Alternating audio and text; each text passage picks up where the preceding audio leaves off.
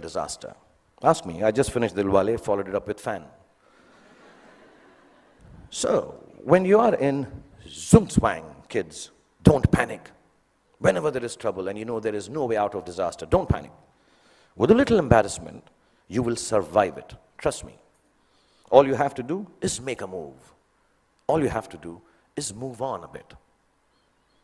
As the Cheshire Cat in Alice in Wonderland said, when Alice came to the fork in the road, if you don't know where you're going, it doesn't matter which road you take. I will add to it.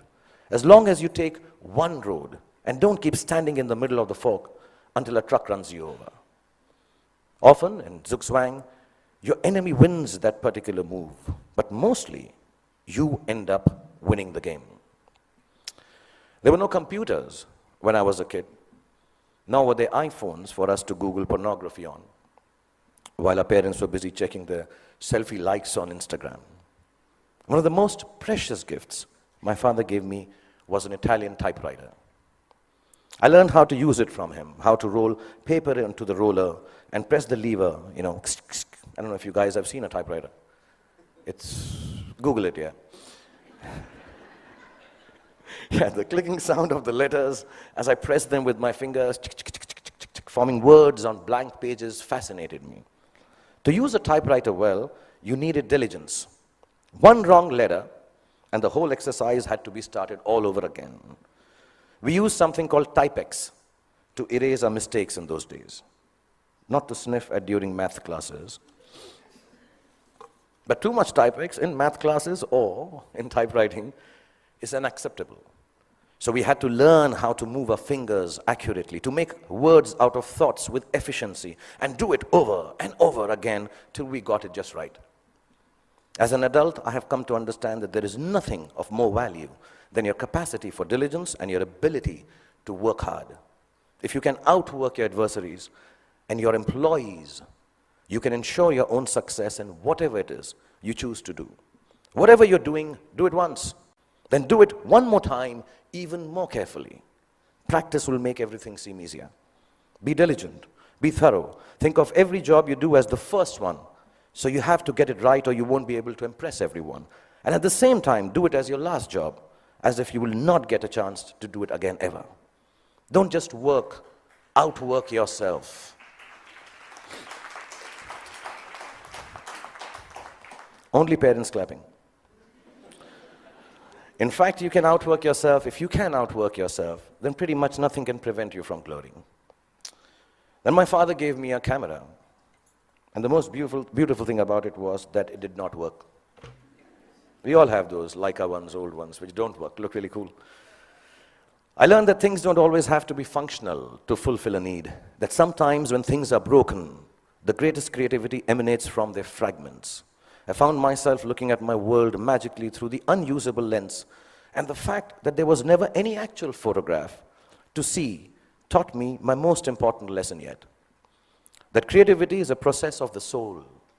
It does not need an outcome or a product for the world to accept. It needs only the truth of its own expression.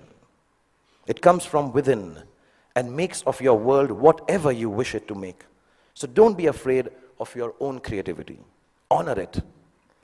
It doesn't always have to be seen or approved by those around you. It is an expression of your deepest self, and it belongs as much to you as it does to the universe that nurtures and inspires it. All creativity is not for everyone to like or understand. All art is not up for sale. Some creativity has a bigger role to play. It is to keep you company when you're alone, when you need a friend, when the world doesn't seem to understand you. Your creativity, whatever that may be, I know a friend of mine who makes dolls out of bath bags from aeroplanes. Whatever your creativity is, your creativity will be the only thing that will keep you inspired and satisfied. Honor it to the end, whatever it may be. Mine is poetry. I write rubbish poetry. It's so bad that sometimes I cringe to read it myself. It's crap. But I write it. It is my secret place. It is mine to make me feel free and happy. So you find yours, and if the world loves it, good. If it doesn't, even better, because now you will truly have a friend. So keep your creativity intact. My father was a funny guy. He had the capacity to turn any kind of serious situation in a way that it seemed less stressful, with a bit of humor. Without a sense of humor, the world will always be a dull and dreary place. No darkness or despair should ever be beyond a good and a hearty laugh. I'm going to tell you a few incidents. If you're not bored, I have about 7.5 minutes left. We used to live on the 3rd floor of an apartment building, and as people on 3rd floor tend to do, my friends and I used to throw things down from the balcony. You know, wrappers, tidbits, dog shit wrapped in newspapers, the usual stuff, yeah. One day, the old gentleman on the ground floor, there always is an old senile gentleman on the ground floor. He had had enough of our daily droppings. He charged at us, yelling at the top of his voice, भाई साहब, ऊपर से चीजें नीचे आती हैं. ऊपर से चीजें नीचे आती हैं. And you know, the whole mohalla, the colony emerged to witness the spectacle. My father was there. I was mortified. And he kept screaming, ऊपर से चीजें नीचे आती हैं. And my father calmly looked at him and said, चाचा जी, ऊपर से चीजें नीचे आती हैं, ये न्यूटन ने बहुत सालों पहले बताया था. आप कोई नई बात बताओ, अंदर बैठ के चाय पी के बात करते हैं. And it instantly diffused the situation. The old man smiled. We went into the apartment, worked out how dog shit needs to be disposed of properly. Over a cup of tea, and life was back to normal again. And there was another incident I'm going to relate. I had been eyeing this attractive, dusky girl who lived in our building. As smooth as I have always been with ladies, for some reason it occurred to me that if I blew up her letterbox with a Diwali cracker called Atom Bomb, she'd be very impressed with me. I've always been good with girls like that, yeah. I know things girls like. In this insanely romantic belief of mine, her letterbox soon exploded before her eyes. And I still don't know why the desired effect of running into my arms in slow motion was replaced with a screaming drama in which she flew up the stairs screaming, Amma, come here, Amma, ingeva, Amma, ingeva. She was a Tamilian lady, yeah. I took my chance, and as all macho men should do, I fled the scene. A few hours later, the doorbell rang.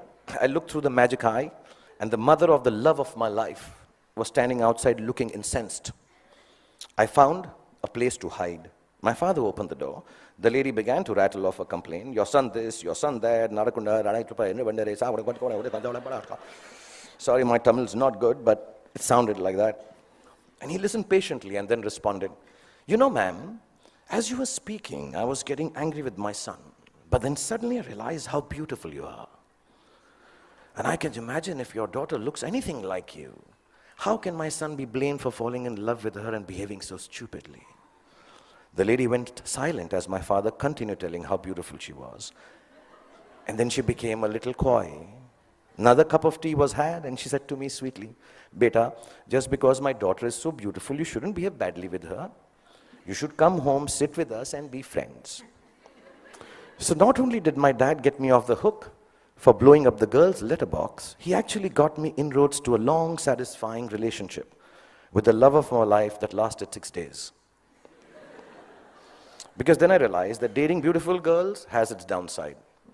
Every boy in the colony made advances at her, so I was regularly beaten up in my attempts to offer her some boy-friendly protection. But that's another story.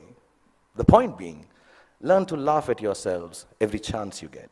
If you can manage not to take yourself too seriously, no matter how big a shot you become, or how lowly, useless, trivial you feel, you will instantly disarm life's power to beat you down. It makes you braver to face ugliness because it changes your perspective. Humor is actually the deafness to see the world, the reality, for the transient farce it really is. It's like a talisman for survival. Cultivate it and allow it to lighten every heavy moment. Wear it like a vulgar tattoo if you don't already have one. Don't ever let it get washed away in the turbulently beautiful seas of life. It's your ticket to staying young and childlike forever. And you'll realize why it matters to stay childlike when you're my age. And you watch this speech on YouTube with your children.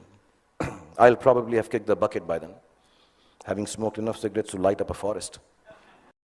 But I certainly hope that you will have understood what I understand now. No, not that smoking kills, that part is okay. But what I'm referring to is what counts as the most beautiful and final gift that my father gave me. I only realized it was a gift on the day he died, when I was 15 years old. A gift your parents have given to you already. Yes, the singularly most exquisite gift you and I have been given is the gift of life itself. There is nothing that marks a man or a woman out from the ordinary more perfectly than grace. Grace is the consciousness that life is bigger than we are, and therefore our gratitude for it must match its vastness. It is the understanding that everyone we encounter, whether they are loving towards us or offensively abrasive, is a human like we are. It is knowing that experiences shapes human beings, and no matter how good we are at something or how successful we may become, we are never better than the other person. If you can live your life with grace towards those around you, you will accomplish more than you could if you became the President of America. That came out wrong, knowing that Donald Trump is so close to becoming the President of America. I didn't mean that. I'll rephrase that, guys. If you can live your life with grace towards those around you. Okay, actually, what the hell? Because I came here and told you a secret that I write rubbish poetry, I'm going to read out a poem and end this. This is the most rubbish poem you'll hear, but keep it in your heart because I'm the damn chief guest tonight. If your after party, EDM, I assume this is the music. I thought I'd be very cool if I used the word EDM. Is EDM cool still? Class of 2016, is it cool? No? Okay. If your after party EDM Stone Sunrise has found you, with dog-ship, wrappings, and friends that will not confound you, and you start on this journey with a brave heart about you, if you live life with grace towards those around you, you'll get where you have to, and it won't astound you. If it isn't Ferraris and a White House that downed you, you won't need an entourage to always surround you.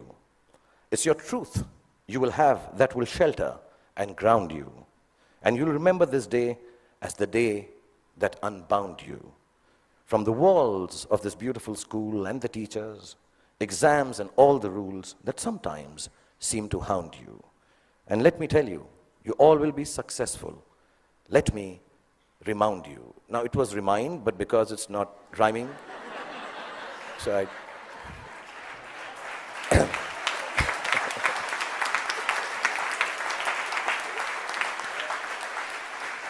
So boys and girls, go forth, be free, have fun, make wrong choices, make mistakes.